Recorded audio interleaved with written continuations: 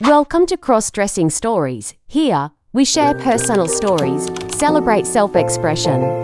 If you're on your own journey or simply curious, you've found your community. Subscribe and join the conversation. They call me a survivor, an icon.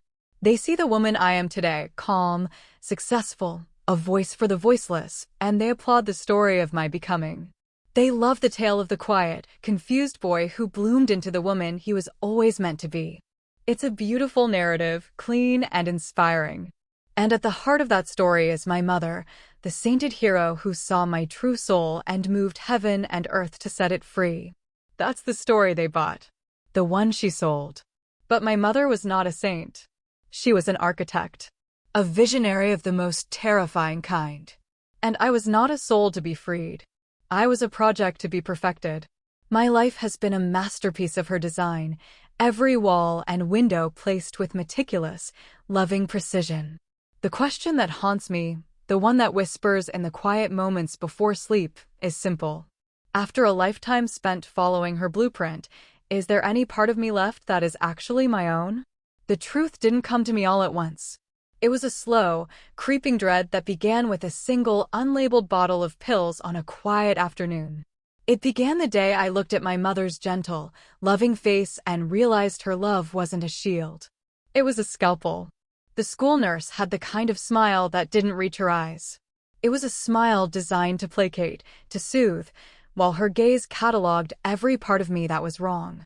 The softness of my jawline. The slight, undeniable swell beneath my hoodie. The way I held my hands. She asked about my vitamins. I lied. I knew the lie was thin, but it was all I had. I never imagined she would call my mother. I found her at the kitchen table, a sentry guarding a single, unlabeled bottle of pills. The silence in the room was a physical weight. My mother, my quiet, humming, ever-present mother, was a stranger to me in that moment. Her back was rigid, a wall of certainty. She called, Mom said, her voice flat, devoid of the warmth I had mistaken for my own personal son. She suspects. My blood ran cold. The word hung in the air between us, suspects. As if my mother were a criminal. As if I were a crime scene. Suspects what? The question was a formality. I already knew. She turned then, and the fear I expected to see in her eyes wasn't there. It was something harder. Resolve. The look of a zealot. That I'm helping you, she said. That I'm giving you what you need. The room tilted. My entire life, my quiet evolution, the subtle shifts in my own reflection that had felt so secret and personal, had it all been orchestrated? Are you? I whispered, the words tasting like poison. Are you giving me hormones? Her gaze was unwavering, a pin holding me in place. Do you want the truth, my love? She asked, and the term of endearment sounded like a claim of ownership. I couldn't speak, so I nodded. She slid the bottle across the table. It was an offering and a confession. They're low-dose blockers, she stated, not as an apology, but as a fact. A point of pride. I have a friend. A clinic. I started you on them nearly 2 years ago. To give you time. To stop the damage before it could start. Damage. The word echoed in the hollow space that had just opened up inside my chest. She wasn't just supporting a daughter she saw. She was preventing a son she couldn't abide. I stared at her, the architect of my body, the ghostwriter of my soul, and a terrifying thought took root. Was any of this ever my idea? Before the pills, before the nurse's plastic smile, there was the silence. It began the day my father disappeared. He didn't just leave, he was erased. His favorite chair, the scent of his pipe tobacco, the sound of his heavy boots on the stairs, all of it was systematically scrubbed from our home by my mother's quiet, relentless hands. He was an anomaly in her perfect equation, and he had been solved. In his place, a new world was built. Our house wasn't a home, it was a habitat meticulously curated by her. The sad songs she hummed weren't lullabies, they were a soundtrack for my conditioning. She moved through the rooms like a ghost with a purpose, her love a constant, suffocating pressure. I was 10 when I found the closet. Or, more accurately, when it was presented to me. The door was left ajar, a sliver of an invitation into her inner world. I see it now for what it was, A stage, perfectly set. It wasn't a messy, lived-in space. It was an archive. Boxes labeled with a handwriting I didn't recognize, hers, from a time before me, perhaps? Or from someone else entirely. An accomplice? The pull I felt wasn't my own curiosity. It was the pull of a vacuum, a space in myself that had been intentionally carved out, waiting to be filled. I opened a box. The silks and lace weren't just clothes, they were props. Costumes for a role I hadn't yet learned the lines for. I slipped on a camisole. It felt right. And that's the most insidious part. The poison tastes sweet. As I stood before her mirror, I saw a version of myself that she had designed. And it was beautiful. The reflection was serene, placid. It didn't look like a boy who felt like a guest in his own skin. It looked like someone who belonged. Was it comfort, or was it surrender? The sound of the front door was my cue. Panic flared, hot and animalistic. I scrambled, a clumsy boy trying to hide the evidence of his own reprogramming. But when she appeared in the doorway, there was no shock on her face. No anger. Just a quiet, clinical observation. Her eyes scanned the scene, the open box, the discarded camisole on the floor, my flushed face, and I felt like a specimen under a microscope. Her hypothesis had just been proven correct. She said nothing. She simply turned and left, leaving me in the powdery, perfumed silence of her victory. That night at dinner, the silence wasn't awkward. It was triumphant. Her triumph. The first thread had been pulled, and I hadn't even realized I was the puppet. The year that followed the closet incident was a masterclass in psychological warfare. The silence wasn't a truce, it was a period of observation. I felt her eyes on me constantly, her quiet presence a form of surveillance. She was gathering data, confirming her results before proceeding to the next stage of the experiment. And I, her willing subject, performed beautifully. I gravitated toward the things she subtly placed in my path. A softer blanket on my bed. A shampoo that smelled of vanilla and lavender. I was a plant turning toward a sun I didn't realize was artificial. Then came the garage. It was less a garage and more a mausoleum for the life we'd lived before my father was redacted. His old tools, his fishing gear, relics of a masculinity she had deemed a failure. She sent me in there to find something, a box of old photos, a deliberate mission. And of course, I found it. Tucked behind a stack of her own perfectly sealed boxes was a heavy, military-style trunk. It wasn't dusty. It was waiting. It was a complete starter kit. A wardrobe in waiting for a person who didn't exist yet. Skirts, sweaters, stockings, and at the bottom, a dark blue notebook. My name was on the cover. If the closet was the stage, this was the script. It wasn't a diary. It was a logbook.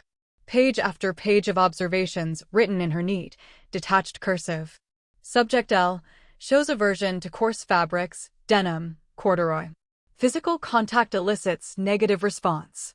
Emotional state appears elevated when presented with pastel palettes. Blush tones are particularly effective. Hypothesis, subject's core identity does not align with assigned gender. Latent femininity is pronounced. Proceed with Phase 2, environmental immersion.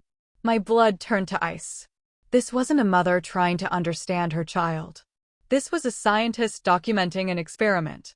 The faint, sweet smell of her perfume rising from the pages made me want to gag. All my secret feelings, my private moments of confusion and longing, had they ever been mine? Or had they been suggested, planted, and nurtured like seeds in a greenhouse? I wasn't her child. I was her project. Her masterpiece. The soft click of the garage door closing behind me was the sound of a trap being sprung. I turned, the notebook clutched in my hand. She stood there, silhouetted against the light. She wasn't sad.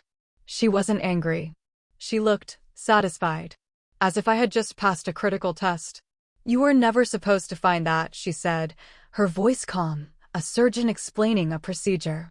Not yet. There was no running. The garage was her space, the house was her space, and I was beginning to understand that even the thoughts in my head were not entirely my own. I followed her back inside, the notebook feeling like a lead weight in my hand. It wasn't a diary, it was a blueprint. A psychological vivisection of a subject named Leo. We sat at the kitchen table. The same table where she had delivered her ultimatum about the hormones. It was her stage for every revelation, this sterile domestic altar. She poured 2 glasses of water, her movements as calm and precise as a chemist measuring a compound. She didn't wait for me to ask. She began her debriefing. "I know this is difficult to process," she started, her voice a low, soothing murmur that scraped against my raw nerves. "You feel violated, exposed. But what you're feeling is the shock of liberation, not the pain of betrayal." "You experimented on me," I said, the words catching in my throat. "This whole time, you've been, what? Changing me?" A faint, pitying smile touched her lips. "Changing you? No, my love. I was correcting you. I saw the flaw in the code from the very beginning. A misalignment. You were a beautiful program trapped in the wrong hardware." She leaned forward, her eyes locking onto mine. They were not gentle. They were hypnotic. "Do you remember my velvet scarf? You were 4 years old. You'd steal it from my room and sleep with it pressed against your face. I told the doctor. He said it was a phase. But I knew. It wasn't a quirk. It was a symptom. The first sign that the boy they gave me was just a shell. Every cherished, secret memory I had was being reframed, twisted into a data point in her grand thesis. Had I ever had a single original thought? "So you decided to fix me," I spat, the words tasting like acid. "Don't be so dramatic," she chided softly, reaching across the table to place her hand over mine. Her touch was cool and possessive. "I didn't break you. I guided you. I removed the obstacles I knew you'd be too weak to overcome on your own. I saw the girl inside you, screaming to get out, and I built her an escape route." Her thumb stroked the back of my hand. It wasn't a gesture of comfort. It was a claim. "Now," she said, her voice dropping to an intimate whisper. "Be honest. Not with me. With yourself. When you put on my clothes in the closet that day, when you saw that person in the mirror, did it feel wrong?" I wanted to scream yes. I wanted to lie, to fight, to claw back some piece of myself that she hadn't touched. But the memory was too clear, too potent.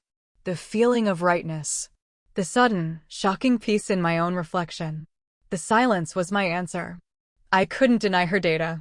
"Yes," I finally whispered, the admission a surrender. It felt like I could breathe. She smiled. It was the most terrifying smile I had ever seen. It wasn't the smile of a mother sharing a moment with her child. It was the smile of an artist stepping back to admire her finished canvas. Her project was a success. My admission was a key turning in a lock. From that moment, the experiment moved from a covert operation to an open collaboration. Except, I was never a collaborator. I was the raw material, now aware of the sculptor's hand. The pretense was dropped. The vitamins, now openly acknowledged as blockers, were no longer placed beside my breakfast as a given. They were presented as a choice I knew I didn't really have. "It's up to you, of course," she'd say, her tone light, but her eyes would hold mine, a silent reminder of the misalignment we were correcting. Taking the pill was my daily pledge of allegiance to her vision. Life became a series of carefully managed exposures. A shopping trip was a lesson in aesthetics. "No, not that color, my love. It makes you look sallow. You have cool undertones. You need jewel tones, silver." My preferences weren't consulted, they were dictated. She was teaching me how to perform as the person she was creating. The name came one evening as casually as a comment on the weather. We were looking through one of her old art books. She pointed to a pre-Raphaelite portrait of a woman with ethereal, sorrowful eyes. "Her name was Alara," she said softly. "It means light. It's a beautiful name, don't you think?" It wasn't a question. It was an assignment. She began leaving notes around the house on lavender stationery, signed Mom, but addressed to Alara. She was testing the name, letting it seep into the atmosphere, letting it become an undeniable presence in our home.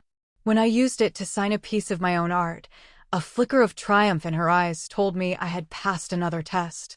The lavender room was the grand unveiling, the final stage of the habitat. It wasn't a gift, it was a declaration. This is who you are now. This is your world. Every object inside it was a carefully chosen prop: the floral bedding, the vanity with its theatrical lights, the wardrobe filled with clothes she had curated for me over the years. This wasn't a bedroom, it was a set. And I was the star of a show I never auditioned for. She handed me the envelope. Inside was the name tag: Alara. It felt heavy, like a brand. I never said it out loud, I stammered, the last gasp of a boy named Leo. Her smile was beatific, the expression of a saint who has just witnessed a miracle of her own making. You didn't have to, she whispered, pulling me into an embrace that felt less like a hug and more like an annexation. I heard you all the same. As she held me, I wasn't crying from relief. I was crying from the terrifying, seductive pleasure of letting go. The fight was over. The boy was gone. And Alara, her beautiful, perfect creation, was ready for her debut. With the successful christening of Alara, the experiment moved to its next phase: social integration. My life at home became a full-time rehearsal for a performance I was terrified to debut. The Leo costume, the baggy jeans and hoodies, felt increasingly alien, not because Alara was my true self, but because Leo was a deviation from the script my mother had written. Deviating felt dangerous. The weekend trip was framed as a vacation, a reward. I see it now as a field test. A controlled excursion to test the viability of her creation in an unsupervised environment. You can be whoever you want to be there, she'd said, a statement dripping with irony. I could be whoever she had designed me to be. Wearing a dress in public for the first time was not liberating. It was an act of profound vulnerability. Every step across that hotel parking lot was a calculation. How am I walking? Is my posture correct? Are my gestures too sharp, too masculine? I wasn't feeling the sun on my skin. I was feeling the weight of my mother's gaze, a constant, invisible proctor during my final exam. She was ecstatic. The test was a success. The subject, Alara, assimilated into the general population without incident. The photograph she had a stranger take of us was not a memento. It was evidence. A data point for her research.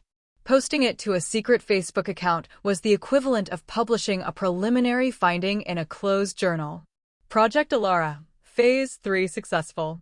But the real world, the uncontrolled, chaotic world of my school, could not be managed so easily. The changes in my body, accelerated by her supplements, were becoming undeniable.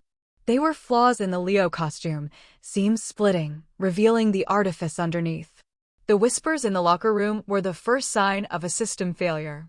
My carefully constructed performance was being scrutinized by a hostile audience.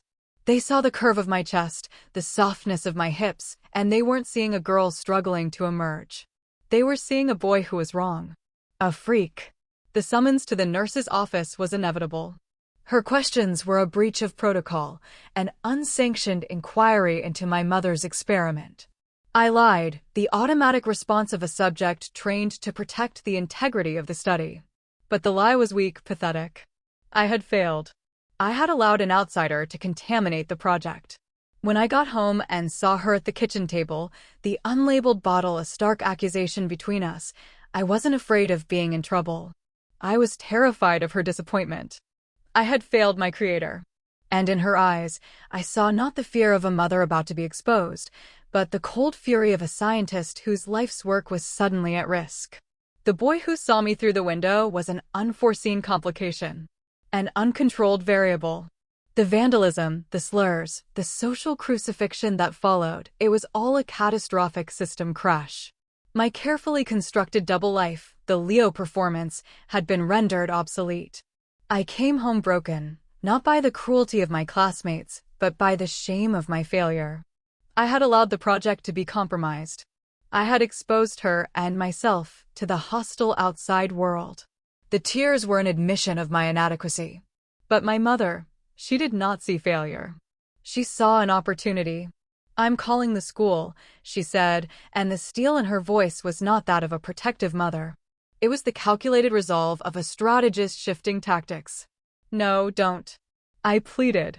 "It will make it worse." She looked at me, and for a moment, the mask slipped. I saw the raw, terrifying ambition beneath. "Worse," she said, her voice a low, Dangerous hum. No, it will make it real.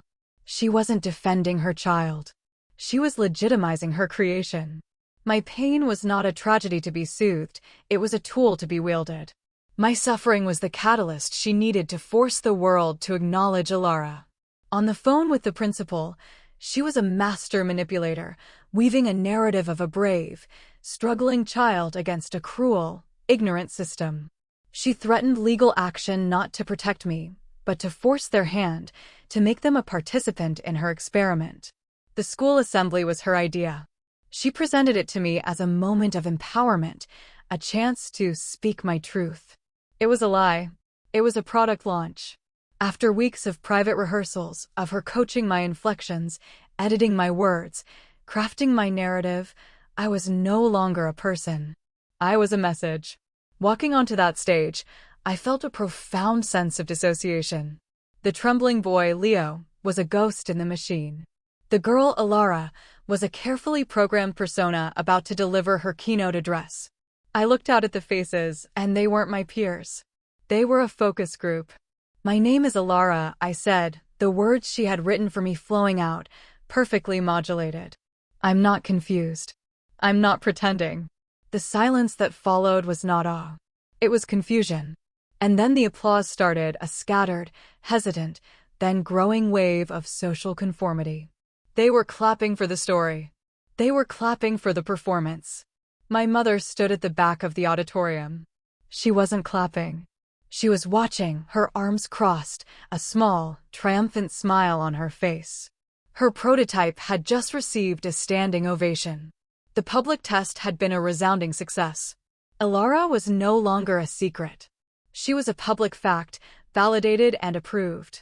And I had never felt more like a fraud in my entire life. The assembly made Alara a public entity.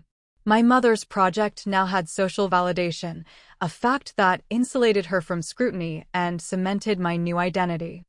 The school administration, terrified of a lawsuit, became her unwitting accomplices, fast-tracking name changes and enforcing pronoun usage. I was no longer a student. I was a precedent. A symbol. It was suffocating.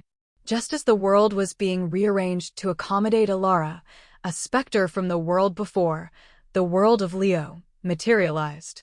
The letter was addressed to Ms. Evelyn Croft and Alara Croft. The use of my mother's real name, Evelyn, felt like an act of aggression. And the surname, it was a name from a redacted file, a name that belonged to the man who had been surgically removed from my life. My father. My mother held the envelope as if it contained a biological agent. Her composure, for the first time, cracked. This was a variable she had not accounted for. Her experiment had been predicated on his permanent absence. "He has no right," she whispered, her voice tight with a fury I had never witnessed. This wasn't the cold calculation of the scientist. This was the raw anger of a creator whose intellectual property was being challenged. The letter was a summons. "I need to see my child." The word "my" was a claim of ownership that directly conflicted with hers. He didn't use a name, because to him, I wasn't a finished product. I was something that had been altered without his consent. The meeting in the therapist's office was not a reunion. It was a hostile takeover bid. My father, Nathan, looked at me, and his face was a mask of confusion and horror. He wasn't looking at his child, he was looking at my mother's work, and he was appalled by the result. "Evelyn," he said, his voice raw with a pain that felt disturbingly genuine. "What did you do to him?" He was speaking to her, but his eyes were on me, searching for some ghost of the boy he remembered. The boy she had systematically erased. My mother responded not with words, but with a document dump. She tossed a thick folder onto the table, the project file for Alara. It was all there, her notes, my confessional, journals, therapist letters she had undoubtedly curated, medical reports. It was a meticulously crafted dossier designed to prove not my identity, but the success and ethical necessity of her experiment. The final exhibit was the letter I had written, the one that read, "I'm just a girl waiting for the world to call her by her name." Seeing it in this context, it felt like a coerced confession. He read it all. Every word. When he was done, a look of profound defeat settled over him. He hadn't come to reclaim a son. He had come to understand how he had lost him. He looked at me one last time, and then at my mother. He hadn't just lost his child. He had been outmaneuvered, outplayed by a superior strategist. The package that arrived a week later contained the photo, the last record of our original family unit. On the back, his message wasn't one of love or acceptance. It was a concession. You were always braver than me. It wasn't addressed to me. It was addressed to the ghost of the boy I used to be. The boy who had been brave enough to survive my mother for 10 years before he was finally, completely extinguished. I was 17 when I found the final piece of the puzzle. She was already sick then, the cancer a quiet, patient collaborator in her final act. The box was in her closet, behind a false panel I'd never noticed. It was heavy, sealed, and marked with her precise, elegant script, for Alara. When the narrative is complete. The phrase sent a chill down my spine. Not when you're ready, but when the narrative is complete. As if my life were a book she had just finished writing. Inside, there were no loving letters. It was the complete and censored project file for the creation of Alara. The first folder was labeled Subject L, Baseline. It contained my infant medical records. Tucked inside a routine checkup report was a note on a minor, surgically corrected hypospadias and an undescended testicle. To a doctor, a common and treatable anomaly. To my mother, it was everything. It was the crack in the foundation. A handwritten note was paper-clipped to the file. Justification. The masculine model was defective from inception. Proceed with corrective protocol. The next file detailed my father. It was a psychological autopsy of a man she had deemed obsolete. Journals from her marriage chronicled her visceral disgust for his unexamined masculinity, his simple contentment, his biological tyranny. He hadn't just left, he had been judged, found wanting, and slated for removal long before he walked out the door. I wasn't the child of a broken home. I was the child of a failed experiment she was determined to reboot. Then I found the core of it all. The manifesto. A single letter, written the night she started me on the hormone blockers. It was not the prayer of a desperate mother. It was the triumphant declaration of a god. Tonight, I begin the reclamation. The universe, in its crudeness, gave me a son, a coarse, flawed echo of the man I could not abide. But I am the artist here, and he is my clay. I will not nurture a son. I will dismantle him. I will excise the nascent masculinity like a tumor.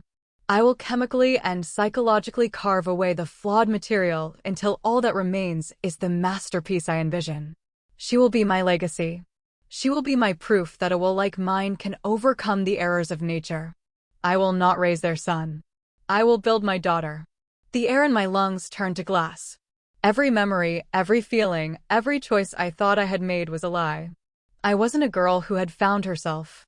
I was a boy who had been methodically, lovingly, and systematically erased. My entire life had not been a journey of discovery. It had been an execution, carried out over 17 years by my own mother. She told me about the cancer a week later. She was calm, resigned, even peaceful. Of course she was. Her work was done. Her death wasn't a tragedy, it was the final, perfect seal on her creation. She would never be questioned. She would die a saint, a pioneer, the mother who moved heaven and earth for her transgender daughter. Her legacy was secure. At her funeral, I performed my role flawlessly. I wore the floral dress. I read her curated words about a mother's intuition and a child's soul. I wept on cue. But I wasn't grieving her. I was standing at the graveside of a murdered child. A boy named Leo. And I was the only person in the world who knew his killer's name. 10 years later, the mirror room is my domain. It is a sterile, beautiful, and wildly successful facility. The name was my own little joke, a tribute to the tool my mother used most effectively. On the wall is a large, stylized chrysanthemum, her favorite flower, rendered in cool, corporate blues and pinks. It is my logo, my brand. Aiden, my partner, manages the front desk. He's a true believer. He was in the audience for my assembly speech, and he fell in love with the story, with the brave girl on the stage. He fell in love with Alara. He is my most devoted follower, and his adoration is a constant, suffocating validation of my performance. He helps me run the art therapy nights, never realizing that the therapy is simply a more refined version of my mother's methods, identify the misaligned, and guide them toward their true selves. I move through the rooms with a calm grace I have perfected over 2 decades. It is not peace, it is control. Around my neck, I wear her initials. On my wrist is the tattoo I got after she died, a confession disguised as a tribute. She saw me before I saw myself. The clients, the donors, the lost and lonely kids, they all think it's beautiful. They don't understand it is a literal statement of fact. This evening, I stand before a new group of vulnerable, searching teenagers. I deliver the speech. I have it down to a science now, the precise tremble in my voice when I talk about the closet, the defiant lift of my chin when I describe the assembly. I used to think I was born broken, I say, my eyes scanning the rapt faces. But I wasn't broken. I was just becoming. The words are hers, not mine. It is the mission statement of the project. Afterward, the inevitable question comes. What about your mom? A young trans boy asks, his eyes shining with unshed tears. I give him the gentle, tragic smile I have practiced in the mirror 1,000 times. She was my shield. My compass, I say, the lie flowing effortlessly. She saw the daughter she had, even when the world told her she had a son. She saved my life. The boy begins to cry, and his mother, sitting beside him, mouths, "Thank you" to me. I nod benevolently. I have just given her a blueprint. That night, I return to the house. The lavender room is my office now. The closet where it all began contains a single, sealed archive box. Inside is the evidence, her journals, the medical files, the blueprint of my own creation. I add a video of tonight's speech to the collection, along with a note. If you find this, know that the work continues. I sit by the window, sipping tea from her old mug. I am 27 years old. I am celebrated. I am a pillar of the community. I am a lie so complete, so successful, that even I can no longer find the seams. I am my mother's legacy. I catch my reflection in the dark glass of the window. I see Alara, the masterpiece, her expression calm and serene. For a terrifying moment, I search her eyes for a flicker of the boy who was murdered to create her. But there is nothing. Not a ghost. Not an echo. The project was a complete success. My mother didn't just build a daughter. She built a successor.